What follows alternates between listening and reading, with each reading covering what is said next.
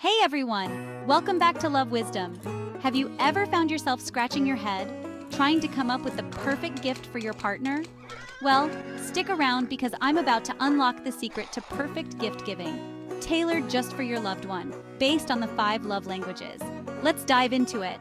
First up, we have Words of Affirmation. If your partner melts over sweet nothings and heartfelt letters, this one's for them. Consider writing a series of love notes or a personalized poem. Imagine their face lighting up as they read words that come straight from your heart.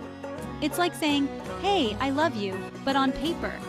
Next, for those whose love language is acts of service. Nothing says I care like helping out with daily chores without them asking. How about creating some fun coupons? Like 1 free lawn mowing or breakfast in bed. It's practical, thoughtful, and shows you're paying attention to what makes their life easier. Moving on to receiving gifts. This isn't just about buying something off a shelf. Think personalized. A DIY gift or something that you've put effort into choosing just screams special.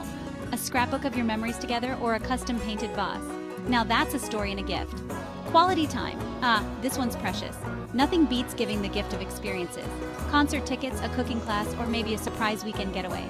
It's about making new memories together, and honestly, those last a lifetime.